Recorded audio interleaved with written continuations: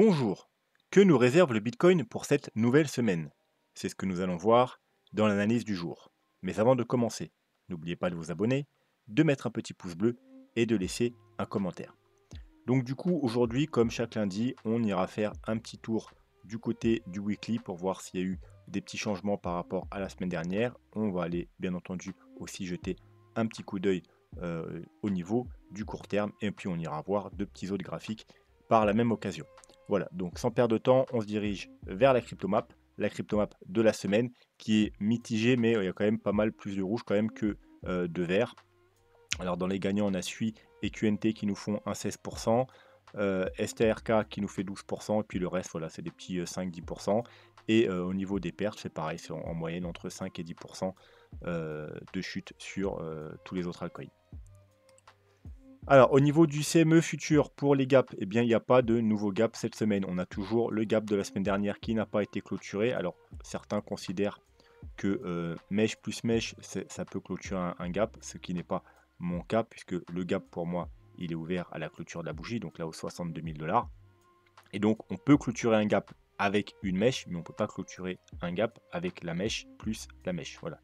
Alors, il y en a, ils considèrent que c'est clôturé, mais moi j'ai pu remarquer par expérience que en général ils sont pas clôturés, ils sont pas validés, et donc il faudra bien venir chercher les 62 000 $ pour clôturer ce gap. Donc chose qui n'est pas encore faite, donc on a toujours un gap ouvert au-dessus de nos têtes aux 62 000 $. Et on n'a pas de nouveau gap cette semaine, donc on va pouvoir passer rapidement sur le graphique du Bitcoin. Donc à court terme, bon, il ne s'est pas passé grand chose ce week-end, on a juste consolidé dans la zone potentielle. Alors je vous rappelle que on a fait un bas ici, voilà, et si ça devait être un bottom, techniquement, ensuite, eh bien, on doit construire des nouvelles vagues haussières. Donc, on aurait une vague 1, une vague 2, alors pourquoi pas on n'aurait pas une vague 1 qui se termine ici. Alors c'est pas possible, puisque une vague 1 se fait en 5 vagues et pas en 3 vagues. Hein. Donc là on a 5 sous-vagues, mais là on n'a pas. Hein. Donc en gros, on aurait fait une vague 1, et puis là on aurait une correction en A, B, C. Les targets, c'est celle-ci. Hein. Donc c'est une vague 2, donc on a les 0,5, 0,618 en Fibonacci, et puis on a la target de cette ABC qui est une flat, qui est un 13, un 23,6. Voilà. Donc ici on a une confluence juste ici sur les 61,8 ici. Donc c'était la target à privilégier. Donc on est bien venu rechercher. On a même fait, vous voyez, une petite mèche pour aller rechercher la ligne violette ici. La ligne violette ici, c'est tout simplement, hop, les 0,786. Voilà, on est revenu chercher un peu plus bas. Voilà, mais on a clôturé, on a consolidé vraiment sur dans cette petite zone, dans le petit rectangle qui est ici. On a toujours la divergence qui est la divergence potentielle qui est active, c'est-à-dire que, alors hop, je vais vous mettre ici, on va même s'enlever ça, voilà. Ici, on a un bas, et là, on a un bas beaucoup plus bas, alors que là, on a un bas, et là, on a un bas plus haut, hein, donc on a une divergence, qui d'ailleurs ne va pas tarder à valider, voilà, parce qu'il faut casser ce niveau-là, et elle va pas tarder à être validée, cette petite divergence, enfin cette grosse divergence même. Si jamais, alors elle sera validée, si jamais on monte encore un peu, et donc on casse parce qu'on a quand même quelque chose, on a quand même une double résistance.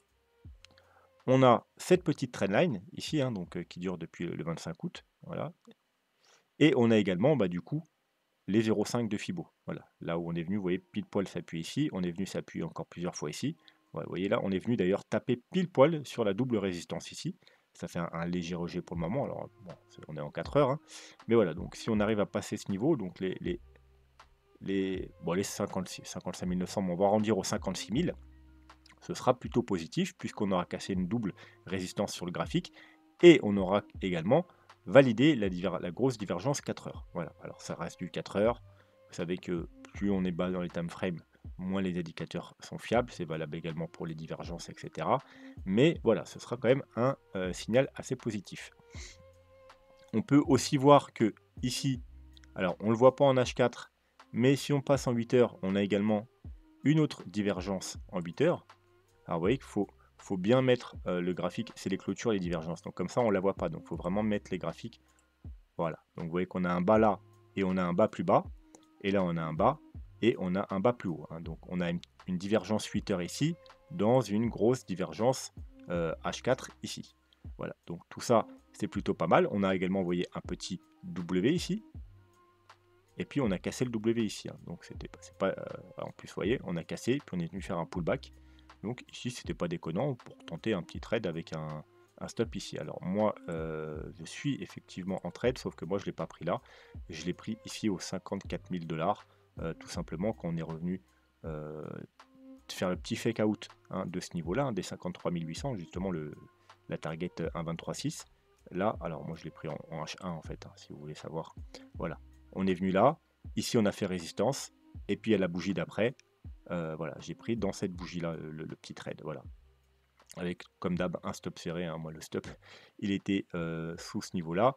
Mais voilà, ensuite, dès qu'on a recassé ici et qu'on est venu taper ici, j'ai mis mon stop tout simplement sous ce niveau-là. Voilà, comme ça, voilà, j'ai un stop relativement serré, même très très serré. Mais voilà, puisque on a atteint une résistance et qu'il y a un potentiel rejet. À savoir aussi que, voilà, on reste quand même que on est certes peut-être dans une flat, là, mais on est peut-être aussi 1, 2, 3, c'est peut-être juste un mouvement correctif, tout simplement du mouvement précédent, une ABC. Donc, faut pas oublier ça aussi. Et donc, on a peut-être fait ABC, puis là, on va peut-être repartir pour faire des nouveaux plus bas. Donc, tenter des trades, c'est bien, mais voilà, faut jamais oublier de suivre la tendance, hein. Donc, quand vous prenez des trades 4 heures, théoriquement, vous êtes censé privilégier la tendance. La tendance, on la voit comment? Bah, tout simplement, on passe sur le time frame supérieur. Et en daily, on peut voir que la tendance est baissière. Donc, normalement, on est censé favoriser, eh bien, les shorts. Voilà. Alors, ça ne veut pas dire qu'on ne peut pas tenter des longues, mais on est censé favoriser des shorts. Parce que, et surtout sur les zones de rechargement de short, hein, zone qu'on est venu taper. Voilà, ici on prend un short, ici on prend un short, encore à court terme ici on prend un short, puisque en tendance baissière en général, eh bien, on passe pas les zones de rechargement de short, on en est rejeté, et puis c'est d'ailleurs des très bons moments pour prendre des shorts. Et puis à l'inverse, en tendance haussière, justement, les 0,5, les 0,618, bah c'est de l'achat. Voilà, donc on peut quand même tenter les 0,5, 0,68, enfin les targets haussières, mais c'est plus risqué puisqu'on est en tendance baissière, tout simplement. Donc au niveau du court terme, bon bah voilà, il n'y a pas grand changement. Comme je vous ai dit, il faut casser dans un premier temps les 56 000 $ pour espérer avoir quelque chose de sympa. On va également se mettre un petit fibo du coup du dernier mouvement baissier, ça veut dire du top ici jusqu'au bottom qu'on a fait ici. Voilà, donc ensuite, après les 56 000 $, il y aura les, bien entendu, 0,382. Oui, en plus, vous pouvez voir qu'on a 1, 2, 3, 4 bougies ici. On a encore 2 bougies ici, donc c'est un niveau important. C'est lesquels niveaux? C'est les 57 500 environ. Voilà. Donc la prochaine target sera les 57 500. Si on casse les 57 500, il y a de fortes chances qu'on rejoigne la petite zone. Je vais quand même la mettre là, hein, donc la zone de rechargement très court terme, hein. Hop, et on va se la mettre en blanc.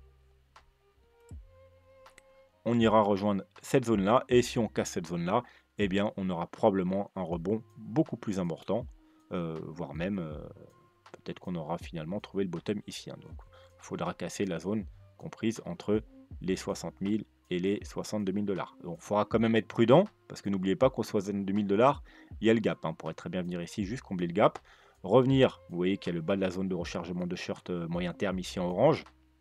Donc attention, si on revient là, il y aura quand même le haut de la zone de rechargement de short court terme, le bas de la zone de rechargement moyen terme en orange et le gap. Donc voilà, ça nous ferait 3 raisons d'y aller, mais 3 raisons d'être prudent. Ce sera même potentiellement une très bonne zone pour shorter. Mais si on passe les 62 000 $, du coup, il y aura de fortes chances que le bottom ait été trouvé ici. Donc, ce graphique-là, toujours potentiel bull flag. Bah, on n'a toujours pas clôturé sous le bull flag, donc c'est plutôt bon signe.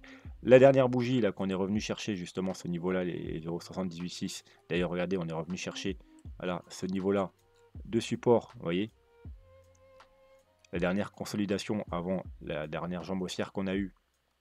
Eh bien, on est revenu chercher pile poil, vous voyez, le bas du bull flag, donc tout va bien. Ce qu'on veut surtout pas maintenant, c'est redescendre et clôturer en dessous donc les 52 000 $, parce qu'on validerait le bull flag à la baisse. Vous savez que c'est très baissier. De valider une structure baissière, une structure haussière, excusez-moi, parce qu'un bull flag c'est une structure haussière à la baisse, c'est d'autant plus baissier. Donc voilà, on ne veut surtout pas clôturer en dessous des 52 000 $. Au contraire, on veut rejoindre le haut du bull flag aux 64 000 et puis ensuite le casser pour aller chercher la target du bull flag qui se trouve aux alentours des 116 000 $.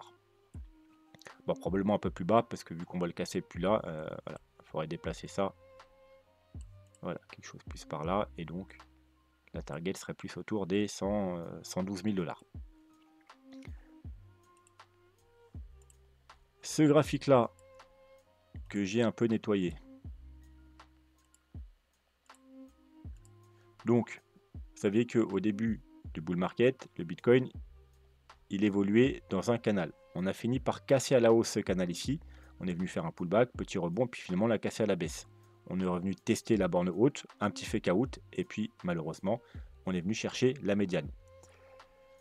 La semaine dernière, on a clôturé sous la médiane. Donc il ne faut absolument pas clôturer encore sous la médiane, puisque ça sera une validation de cassure de médiane. Et comme vous voyez dans un canal avec deux bornes et une médiane, et bien en général, quand on casse la médiane, on vient chercher la borne haute. Basse, excusez-moi. Quand on casse ici, on vient chercher la borne haute. Là, petit fake out, parfait, voilà, c'est ça qu'on veut. Nous, c'est exactement ça qu'on veut. Vous voyez, on a clôturé, mais ensuite on a une bougie verte, donc on n'a pas validé. Et puis ensuite, voilà, on a réintégré. Parfait. Mais si on a une clôture, eh bien on va rechercher la borne basse. Voilà, on a une clôture confirmation, on vient rechercher la borne haute, etc. etc. Donc on veut surtout pas, cette semaine, avoir une bougie rouge. Hein. On veut, dans l'idéal, clôturer au-dessus des 57 000 $, tout simplement pour réintégrer le canal. Donc là, ça sera du coup un fake out, exactement le même mouvement qu'ici. Mais au minimum, on veut clôturer au-dessus des 54 700. Pourquoi? Parce que si on clôture au-dessus des 54 700, c'est tout simplement la clôture la semaine dernière, notre bougie sera verte.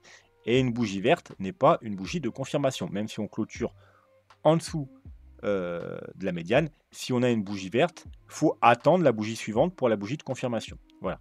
Mais le mieux, ce serait encore de clôturer carrément en bougie verte et au-dessus, réintégration du canal. Et là, on pourrait espérer aller rejoindre le haut du canal, puis casser le haut du canal et voilà, avoir une nouvelle jambe haussière. Mais si on clôture en dessous les 54 700 $, on aura une bougie rouge, bougie de confirmation, et malheureusement, il faudra s'attendre à aller rechercher le bas du canal qui se trouve, alors cette semaine, ça se trouve au 46 300, mais je pense pas qu'on va quand même y aller d'une traite. Donc voilà, c'est plutôt aux alentours des 47, allez, entre les 46 et les 48 000 $. Et bien entendu, ce qu'on ne voudra surtout pas, c'est clôturer en dessous ce niveau-là, puisque voilà, on sortirait du canal vers le bas, et ce serait vraiment très bearish. Pour finir, les indicateurs, alors on va commencer très simple par le RSI. Alors, il n'y a pas de changement, hein, c'est juste pour un petit rappel. Voilà, sur le RSI, ce qu'on veut, nous, c'est repasser au-dessus de la moyenne mobile du RSI. Vous voyez la petite ligne orange ici, hein, qu'on a cassé exactement la semaine du 1er au 8 avril, ici même. Et depuis, on est en dessous, hein, voilà, fait résistance, résistance, résistance. Donc on veut repasser au-dessus. Voilà, ça correspond aussi, vous voyez, en quelque sorte à une sorte de petite trendline baissière. Voilà, vous voyez. Petite trendline. On veut casser du coup cette trendline sous laquelle on se trouve. Voilà, donc là on est au 45, on veut casser les 50. Vous voyez, on n'est pas très très loin. Je pense que si on casse les 62 000 $, on cassera également cette trendline, ce sera une validation en plus. Et ce sera vraiment très bon signe, plutôt bullish. Mais pour l'instant, il n'y a rien, il n'y a aucun signal. Donc voilà, on ne va pas s'attarder ici. On va aller sur les moyennes mobiles. Donc, retour sur la moyenne mobile 50. Donc ce qu'on ne veut pas, bien entendu, encore une fois, c'est clôturer sous la moyenne mobile 50, parce qu'ensuite, vous voyez qu'il n'y a pas grand-chose. Hein. Après, c'est la moyenne mobile 100 et la moyenne mobile 200 qui se trouvent aux 39 000 $. Alors bien entendu, il y aura quelque chose entre les deux, mais sur les moyennes mobiles classiques, il n'y a rien. Donc ça fait quand même un gros vide. Pour le support intermédiaire, il suffit d'aller voir les moyennes mobiles exponentielles. Voilà, donc sur les moyennes mobiles exponentielles, on est pareil, hein, toujours sur le support la moyenne mobile exponentielle 50, EMA 50. Et en dessous, on a la moyenne mobile 100, donc EMA 100, aux 45-46 000 $. Voilà, donc on ne veut surtout pas clôturer en dessous du coup cette semaine en dessous les 54 000 $ comme on a vu, sinon on risque d'aller rechercher les 45 000. Et puis ensuite, vous voyez que beaucoup plus bas, on a les 37 000. Et voilà, donc 45 000, vous voyez, c'est pas loin du support de la dernière chance des 43 000.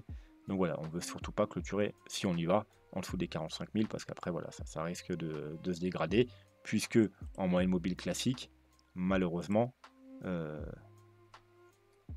y aura juste les 39 000, et puis après, il n'y a plus rien. Après, voilà, c'est territoire du bear market.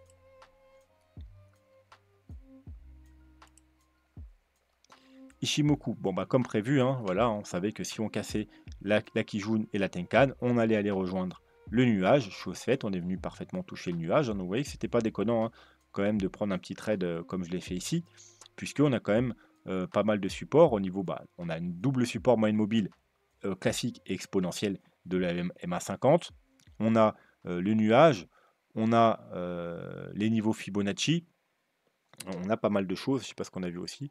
On a vu aussi autre chose, je sais plus. Mais bon, bref, on a pas mal de choses. Mais justement, certes, c'est un joli support, mais du coup, si ça casse, bah, malheureusement, c'est d'autant plus bearish. Voilà. Donc là, si on casse les 53 000 $, on ira, avec clôture bien entendu, on ira rejoindre le gros support ici, c'est-à-dire le gros plat de nuage qu'on a ici, aux 49 300 $. Au niveau de la Greenspan, on est sous résistance de la Tenkan. Donc si on arrive à passer le petit niveau là, on repassera au-dessus de la Tenkan, c'est plutôt bon signe, on se retrouvera du coup au-dessus, donc en support et non en résistance. Si par contre on est rejeté, eh bien bah, c'est pareil, c'est direction là qui joue, aux alentours des 50 000 $, ouais, ça équivaut à peu près à ce support là, donc le gros support des 50 000 $, et qu'il faut absolument pas casser. Pourquoi? Tout simplement parce que bah, y a plus rien. Alors, déjà, on sera totalement bearish en Ishimoku en weekly, ce qui n'est jamais arrivé dans un bull market jusqu'à présent sur le Bitcoin, d'être totalement bearish en weekly sur Ishimoku, puisque on aura le prix qui sera en dessous le nuage, en dessous la Kijun, en dessous la Tenkan, donc totalement bearish. Et puis pareil, là, la Greenspan, si elle passe en dessous la Kijun, on sera en dessous la Kijun, en dessous du prix, en dessous la Tenkan, totalement bearish également. Donc voilà, on n'a jamais connu cette situation-là en bull market et vaudrait mieux éviter de la connaître, hein. Voilà, donc dans l'idéal, ne surtout pas clôturer en dessous des 50 000 $. Je vais revoir le graphique. Il est où le graphique? C'était peut-être celui-là. Voilà, ça tombe bien, vous voyez, on avait vu le niveau là aux alentours des 47-48 000 $. Voilà, donc c'est pareil, vous voyez, 49, 59 000, 48 000 $. Il ne faut surtout pas clôturer en dessous. Alors certes, il y a le support, comme on a vu sur certains indicateurs, de la dernière chance aux alentours des 42, enfin même plus maintenant 43 000 $. Mais déjà clôturer en dessous des 48, 49, 50, 48 à 50 000 $, eh bien on casserait cette structure-là, donc extrêmement bearish. Et sur Ishimoku, on sera également totalement bearish. Donc vraiment, il faut éviter de casser les 49 000 $. Et pour finir, alors pour finir, un peu plus de positivité, de gaieté, hein, voilà, ça fait longtemps qu'on n'a pas été voir des petits indicateurs on-chain. On va les reprendre là cette semaine. J'essaierai d'en faire peut-être un à chaque vidéo. Bon, là, c'était juste pour vous donner un petit peu plus de positivité, du moins sur le long terme, pas sur le court terme. C'est tout simplement le Bitcoin Investor Tool 2 ans mais MA multiplicateur. Voilà, donc si vous voulez aller voir les détails, hein, il y a tout marqué ici, c'est tout simplement par rapport à la moyenne mobile à 2 ans et moyenne mobile x5 de 2 ans. Ça nous donne grosso modo deux lignes, une borne haute en rouge, une borne verte en bas. Et ce qu'on peut voir, c'est que au précédent bull run, à chaque fois, ça s'est fini au-dessus de cette ligne rouge. Vous voyez que c'est un petit peu colorié en rouge dedans. Pareil ici, pareil ici, pareil ici, exception faite du dernier bull run qui était plus faible, puisqu'au lieu de se finir en blow off top, comme on dit, c'est-à-dire un gros pic, et voilà, hop, on fait un top et puis ça rechute, on fait un top et ça rechute, on fait un top et ça rechute, on fait un top et ça rechute. Là, on a fait un double top. Voilà, donc c'était plus faible, c'était un double top, c'était une distribution, une grosse distribution. Donc on est venu juste tout simplement toucher pile poil cette ligne rouge. Et à l'inverse, vous voyez les bear market en dessous. Hein. Très bonne période pour accumuler, très bonne période pour accumuler, très bonne période pour accumuler, très rapidement au Covid ici. et très bonne période pour accumuler, hein. Nous, c'est ce qu'on a fait, on a accumulé là, on a accumulé là, puis on a accumulé là aussi, hein. C'est très simple, hein, vous voyez que jusqu'à présent, attention, ça va pas forcément durer très longtemps, grâce au cycle du Bitcoin, alors il n'y a pas que cet indicateur qui nous donne des techniques, pour, accumuler au meilleur moment. On en a plein d'autres, qu'on voit sur la chaîne, très très régulièrement, surtout quand c'est le moment. Donc c'est très, très simple, hein, voilà, vous allez dire: «Oui, bizarrement, les gens ils ils font plutôt l'inverse», mais c'est juste parce que voilà, ils veulent pas chercher plus loin que leur bout de leur nez et ils se laissent guider par leurs émotions. Mais si on s'en tient au graphique, c'est extrêmement simple. Jusqu'à présent, ça a été extrêmement simple d'accumuler, du bitcoin au bon moment et de revendre, dans les bonnes périodes. Mais malheureusement, ça va peut-être pas, comme vous le savez, le cycle de 4 ans, il ne va pas durer, éternellement. Il est peut-être même déjà fini, voilà, hein, et s'il n'est pas fini, il y a de très fortes chances que ce soit la dernière fois qu'on ait le cycle de 4 ans. Mais si on devait continuer comme jusqu'à présent, eh bien, il y a quand même des chances qu'on ait rejoindre donc cette ligne rouge à la fin du bull market. Et voilà, c'est juste pour vous donner une petite estimation de target par rapport uniquement à cet indicateur, hein. On aura d'autres targets par rapport à d'autres indicateurs ou par rapport au graphique, mais par rapport à cet indicateur, pour le moment, la ligne rouge, à l'heure d'aujourd'hui, elle est à 187 000 $. Et vous pouvez voir elle va continuer à monter, hein. Si le bull run se poursuit, elle va continuer à monter. Donc, à la fin du bull market, elle sera probablement au-dessus des 200 000 $. Je dirais entre 200 et 250 000 $. Donc, bien entendu, si jamais on est toujours dans le cycle des 4 ans, le bull market va encore durer plusieurs mois. On va avoir une nouvelle jambe haussière, probablement la dernière jambe haussière, excusez-moi, et potentiellement rejoindre cette ligne. Donc du coup, il faudra être extrêmement prudent si ça se produit, si on rejoint cette ligne, puisque, alors, peut-être qu'on aura un truc explosif, pas comme ici, qu'on va peut-être même la dépasser, mais déjà, si déjà on l'atteint, il faudra être extrêmement prudent et aller regarder, bien entendu, les autres indicateurs qui nous préviennent d'un top possible. Et vous savez qu'on en a pas mal sous la manche. Vous inquiétez pas, le moment venu, même bien avant, il y aura la vidéo comme d'hab qui va sortir avec où je regroupe tous les indicateurs qui peuvent vous indiquer un top potentiel, si on n'a pas déjà trouvé le top, bien entendu, euh, pour que vous soyez prévenu à l'avance. Et il y aura bien entendu cet indicateur dans la vidéo, il en fera partie.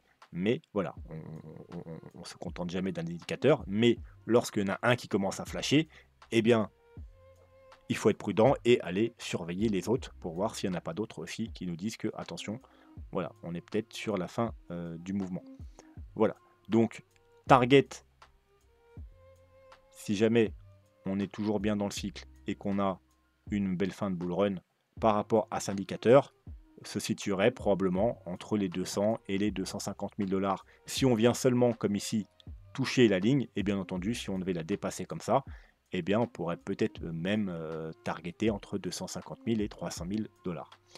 Voilà, sur ce, on va s'arrêter là pour aujourd'hui. J'espère que la vidéo vous a plu. N'hésitez pas en commentaire à me donner les actifs que vous voulez que j'analyse et je me ferai un plaisir de les analyser dans les vidéos suivantes, hein, c'est-à-dire crypto, altcoin, mais également tout autre actif. J'analyse, peu importe l'actif, je l'analyse.